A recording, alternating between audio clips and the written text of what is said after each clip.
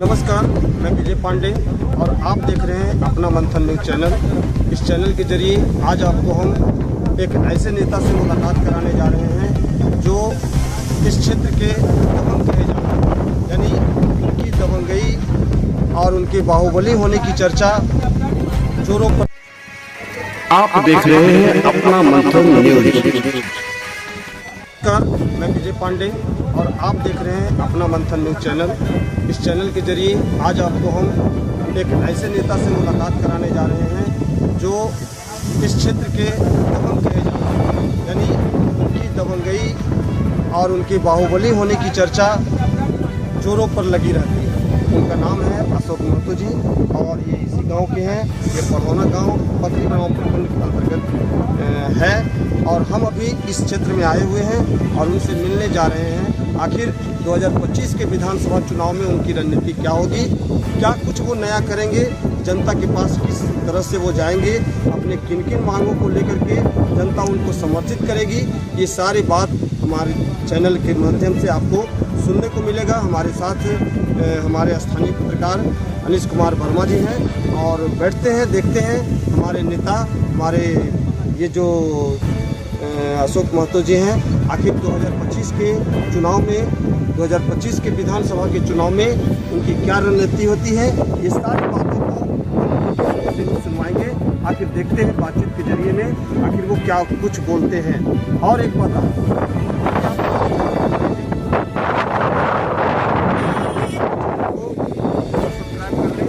शहर गांव खास खबर के लिए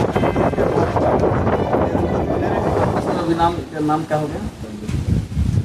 अशोक महतो। आप इस वर्ष जो है अक्टूबर माह में विधानसभा चुनाव का आयोजन होना है। विधानसभा चुनाव में सर आपकी क्या तैयारियां हैं? राजनीति करने वालों की तैयारी की कोई आवश्यकता नहीं है। जो तैयारी करते हैं, जो क्षेत्र में नहीं रहते हैं, वो लोग तैयारी करते हैं। हम जनता के बीच हैं, जनता के लिए सदैव हम तत्पर रहते हैं, इसलिए तैयारी की कोई आवश्यकता हमको। जेल से छूटने के बाद आप सीधा राजनीति में प्रवेश किए और रूलिंग पार्टी को छोड़कर राजद में ही जाना शौक। जेल गए थे, जेल भी गए थे, समाज की लड़ाई में गए, सामाजिक काम के लिए ही तो गए, लेकिन हमको 17 साल जबरन रखा गया सामंतवादी विचारधारा के लोगों के द्वारा। तो इसके विरुद्ध में सामंतवादी विचारधारा की लड़ाई यहाँ पर तो है। तो जो लोग सामंतवादी विचारधारा के हैं, उन्हीं से हमारा आज भी लड़ाई है। तो जनता अभी समाजवादी जो वो लोग हमारे साथ में, हम उनके साथ मिलकर लड़ाई लड़ रहे हैं। जेल से छूटने के बाद आपको आरजेडी के द्वारा मुंगेर लोकसभा से किया गया था, भले ही बहुमत नहीं मिला, लेकिन इस वर्ष जो अभी आगामी विधानसभा चुनाव 2025 में आयोजित होना है, तिथि भी घोषणा हो गई कि अक्टूबर में चुनाव होना है। तो अभी आरजेडी के आला कमान से क्षेत्र पार्सिल विधानसभा क्षेत्र से क्या टिकट मिलने को लेकर कुछ बातचीत हुई है? टिकट के लिए बातचीत क्या, हम तो सत्ता परिवर्तन की लड़ाई लड़ रहे हैं और हम जनता के बीच हैं। जनता ही निर्णय करता है, जनता भगवान होता है, वो जनता पर निर्भर है। कोई जरूरी है कि टिकट पर ही लड़ने पर लड़ाई लड़ा जा सकता है। 2005 में भी चुनाव लड़े थे ना, भतीजा तो लड़ा था और जीता भी तो था। क्या उस समय टिकट कहाँ गया? समर्थन आमजनों का था, आज भी आमजनों का ही सहयोग है। आमजन ही यहाँ बुला रहे हैं कि लड़ना है तो लड़ना है। जैसा कि आप देख रहे हैं कि लगातार 3 बार से विपक्षी पार्टी के लोग जो चुनाव जीत रहे हैं, जो वर्तमान विधायिका है, उन पर बहुत सारे लोगों का आरोप है कि वह सीमित क्षेत्र में ही विकास कर रही है। आपका इस मुद्दे पर क्या राय है? सीमित क्षेत्र में भी विकास हुआ ही नहीं, सिर्फ लूट हुआ है। जो 10 वर्ष 2005 से 15 तक का जो विकास हुआ, उसके बाद को देखिए कि क्या विकास हुआ है, वो तो जनता जवाब देगा। जनता ही इसको देख रहा है सब पूरे।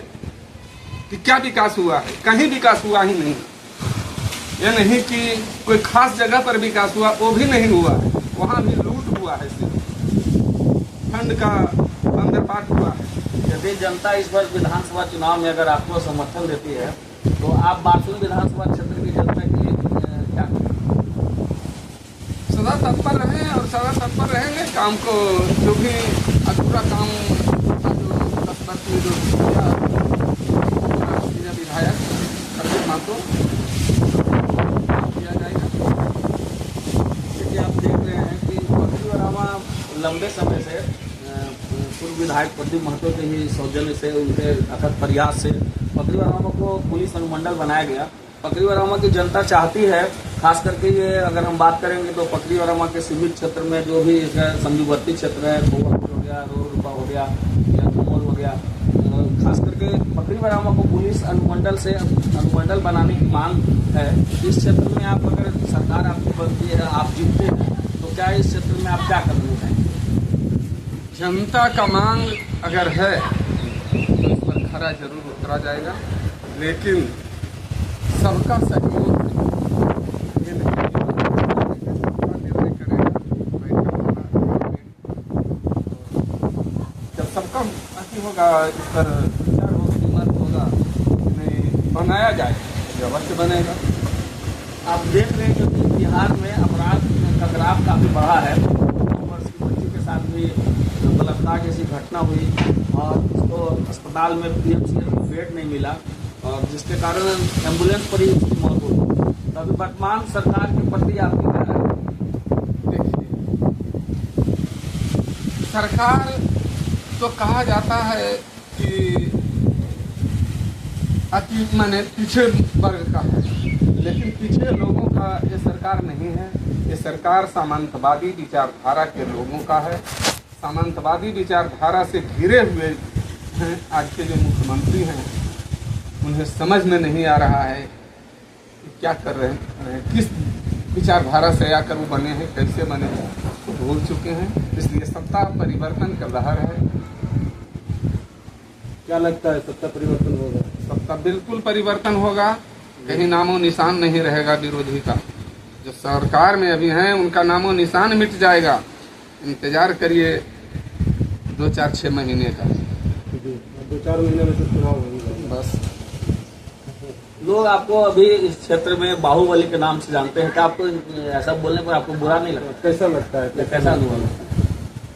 बुरा लगेगा नहीं। हम समाज सेवा के लिए अगर गरीब हैं तो बाहुबली, गुंडा, क्रिमिनल सब कहा जाता है। लेकिन अगर सामंतवादी विचारधारा से जो लोग आते हैं वो सामाजिक कार्यकर्ता गिने जाते हैं, नेता माने जाते हैं, तो बुरा तो लगता है। इस वर्ष जो चुनाव आयोजित होना है, यदि मान लिया जाए राजद पार्टी के आला कमान के द्वारा अगर मान लिया टिकट नहीं देती है तो क्या बावजूद आप निर्दलीय क्षेत्र से चुनाव लड़ेंगे? टिकट मिलेगा, निश्चित रूप से हमें भरोसा है। और कि जब हम काम कर रहे हैं क्षेत्र में तो टिकट अवश्य मिलेगा हर जगह। चुन कर दिया जाएगा, जिताऊ टिकट दिया जाएगा। जहाँ जहाँ जो जीतने लायक है वैसे कोई टिकट पूरे प्रदेश में मिलेगा। नहीं, जो पिछले बार बारसूर विधानसभा क्षेत्र से कांग्रेस के उम्मीदवार को दिया गया था, तो ऐसा लोग बता रहे हैं कि बारसूर क्षेत्र में तो कांग्रेस के पार्टी का टिकट होना था। तो ऐसा लग रहा है कि इस बार टिकट में बदलाव होगा और राजद का सीट आएगा और आपको यहाँ से टिकट मिलेगा। बिल्कुल यहाँ राजद का सीट होगा। कांग्रेस का जो कोर वोट वो है कहाँ? यहाँ पर लड़ाई सामंतवादी गरीब और अमीर का है। लेकिन हम जो लड़ाई लड़े थे गरीब और अमीर का, तो गरीब हमारे आज भी हैं, समय भी थे और आज भी। लेकिन अमीर लोग जो सामंतवादी ताकत के साथ हैं वो लोग अलग हैं। तो हमारा वोट को डिवाइड किया गया है, वर्ग जात के आधार पर बहुत तरह से बांटा गया है सबको। उसको हम एकत्रित कर रहे हैं और पूर्ण रूप से एक तरफा वोट होगा। हम लोग जो है माने उसका दुगना वोट हम लोग मतलब आप ऐसा मान रहे हैं कि बासियों विधानसभा की जनता का आपको अपार समर्थन है। इस वर्ष आप विपक्षी पार्टी को मुंहतोड़ जवाब देंगे और जीत हासिल करेंगे और क्षेत्र का विकास करेंगे। आप जैसा कि आप देख रहे हैं, अगर मान लिया जाए यदि जनता आपको समर्थन करती है तो आपने कुछ ऐसा मोटो रखा हुआ कि बासी विधानसभा क्षेत्र में इस प्रकार के विकास को आप ज़्यादा श्रेय देंगे। वारसलीगंज ही नहीं, हम पूरे बिहार में कबाड़ कर फेंकेंगे और पूरे बिहार में हम अति मान रहे हैं कि हमारा विजय होगा, परिवर्तन होगा। नहीं, विकास के क्षेत्र में वारसलीगंज क्षेत्र में क्योंकि आप यहाँ से चुनाव लड़ेंगे तो विकास के क्षेत्र में आपका क्या राय है कि हाँ आम जनता आपको समर्थन दे, जिससे कि आप जनता के भरोसा को जीत पाएं। इस बार चुनाव अक्टूबर महीना में ही शायद किसी की घोषणा हो गई है, तो यूँ कहा जाए किस तरीके का मुद्दा को आप लेकर के जनता के हर तरह का मुद्दा, हर तरफ विकास होगा चारों तरफ। जो अधूरा पहले ही तो बोल दिए कि जो अधूरा काम है उसको पूरा किया जाए। मतलब यही कि जो काम अधूरा है बासी विधानसभा क्षेत्र में उसको आप पूरा करेंगे। आप हमारे चैनल के माध्यम से आम जनता को क्या संदेश देंगे? आम जनता को यही हम संदेश देंगे या अपील करेंगे कि सभी गरीब गुरबा एकजुट हो, सामंतवादी ताकत के विरुद्ध में समाजवादी को साथ दें और पूर्ण बहुमत की सरकार बनावे।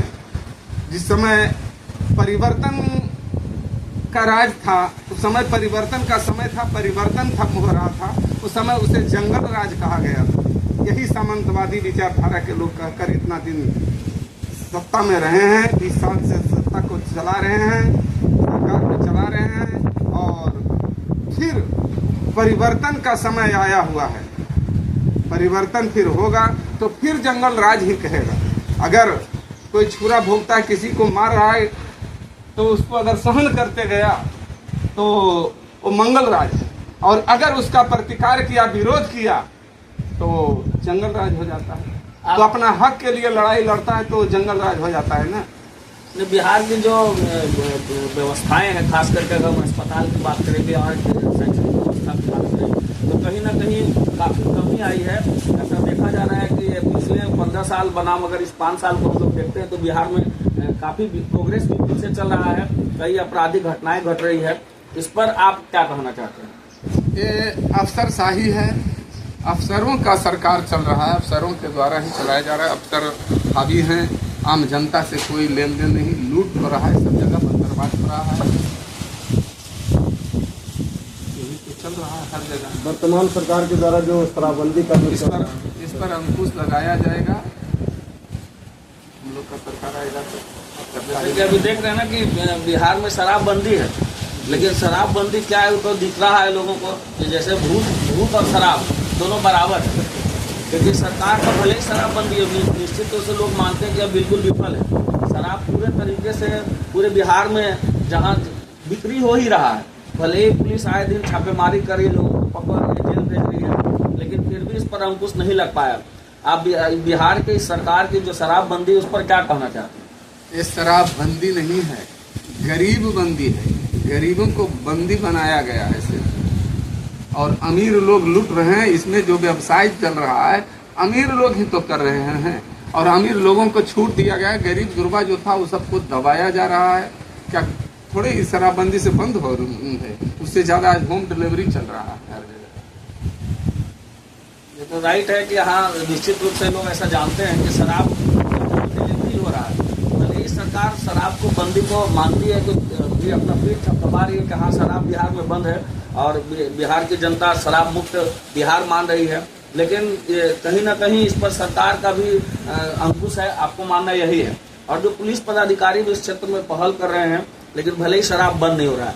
आप आम जनता को ये शराबबंदी के माध्यम को क्या किस तरीके से बोलना चाहते हैं? ये शराबबंदी नहीं है, ये जो सरकार के जो नुमाइंदे हैं, जो सामंतवादी लोग जो हैं, वो लोग खुद इसमें संलिप्त हैं।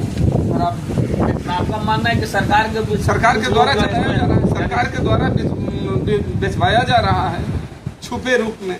फिर इसको शराबबंदी क्या कहते हैं? शराबबंदी कैसे? शराबबंदी है ही नहीं।